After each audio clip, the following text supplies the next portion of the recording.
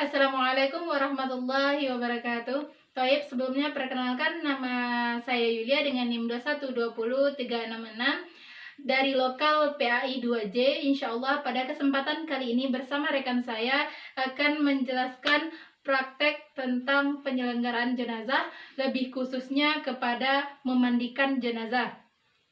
Hukum menyelenggarakan jenazah ialah fardu kifayah. Baik, pertama sekali kita harus mengetahui terlebih dahulu peralatan yang dibutuhkan untuk memandikan jenazah.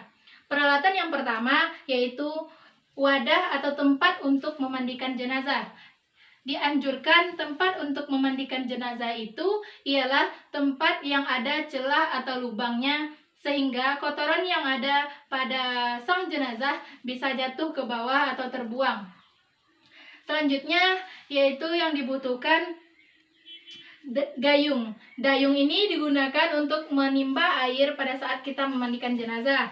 Selanjutnya ember. Ember ini kita jadikan sebagai wadah atau tempat untuk menampung air yang akan kita gunakan pada saat memandikan.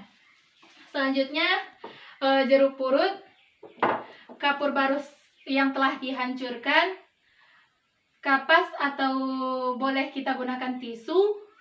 Selanjutnya gunting. Gunting ini kita gunakan untuk menggunting pakaian yang masih berada pada tubuh sang jenazah nantinya. Selanjutnya ketempat ini kita gunakan untuk membersihkan kotoran yang ada pada lubang-lubang pada sang jenazah. Selanjutnya sabun. Sabun yang kita gunakan boleh menggunakan sabun batangan ataupun sabun cair. Begitu juga dengan sampo untuk membersihkan rambut sang jenazah. Boleh kita menggunakan samponya yang saset ataupun yang botolan, itu tergantung kepada kita. Selanjutnya yang kita butuhkan ialah handuk. Handuk yang kita gunakan ini tujuannya untuk membersihkan air yang ada pada tubuh jenazah pada saat kita memandikannya. Selanjutnya kain di sini kita menggunakan kain panjang. Kain ini gunanya adalah sebagai ganti basahan sang jenazah setelah selesai kita mandikan nantinya. Selanjutnya kain basahan. Kain basahan ini tujuannya ialah untuk menutupi aurat sang jenazah agar sang jenazah benar-benar bisa kita tutupi auratnya.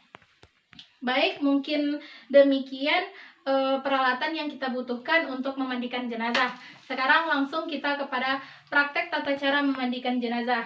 Yang pertama sekali kita harus mengangkat kepala jenazah lebih kita tinggikan daripada bagian tubuh lainnya. Tujuannya agar air tersebut tidak masuk ke dalam mulut atau hidung sang jenazah. Yang pertama kita istinjakan sang jenazah tersebut terlebih dahulu, yaitu dengan membersihkan bagian tubuh sang jenazah seperti ini, dan diusahakan menyiram menggunakan air dengan air mengalir.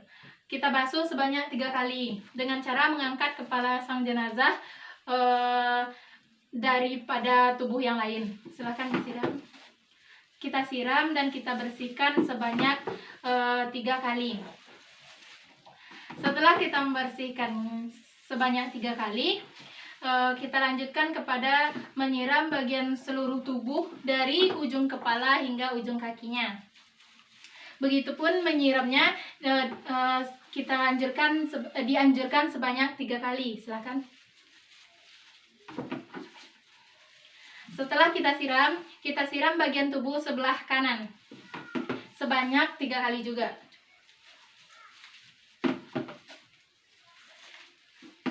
Ya, demikian. Selanjutnya bagian tubuh sebelah kiri sebanyak 3 kali juga. Dan air yang kita gunakan pada saat menyiram itu disunahkan untuk ditahan menggunakan jari tangan kita agar air tidak menyentuh langsung ke tubuh sang jenazah. Selanjutnya kita balik bagian tubuh sebelah kiri bagian belakangnya. Kita siram bagian tubuh sebelah bagian belakangnya. Begitu sebaliknya bagian tubuh sebelah kirinya. Kita siram sebanyak 3 kali pada bagian belakang sang jenazah. setelah itu kita mandikan sang jenazah. Niat untuk memandikan jenazah, jika sang jenazah adalah laki-laki, niatnya yaitu nawaitul ghusla lihadzal maiti fardu kifayah lillahi ta'ala. Namun jika sang jenazah adalah jenazah perempuan, niatnya nawaitul ghusla lihadzihil mayyitati fardu kifayah lillahi ta'ala. Jadi setelah kita membaca niat, langsung kita mandikan sang jenazah. Kita gunakan sabun serta sampo dan peralatan yang dibutuhkan, seperti sama halnya kita mandi pada saat kita masih hidup. Dan pada saat memandikan jenazah ini harus kita perlakukan dengan lemah lembut, karena meskipun sang jenazah sudah meninggal dunia, tetap harus kita perlakukan dengan cara yang baik. Baik, langsung saja kita mandikan sang jenazah. Kita bersihkan seluruh tubuh sang jenazah, mulai dari ujung rambutnya hingga ujung kakinya. Kita gunakan sampo untuk rambutnya. Untuk membersihkan bagian kepala, usahakan pada saat mandi tidak ada air yang kita gunakan tidak terputus, hingga membersihkan seluruh bagian tubuhnya.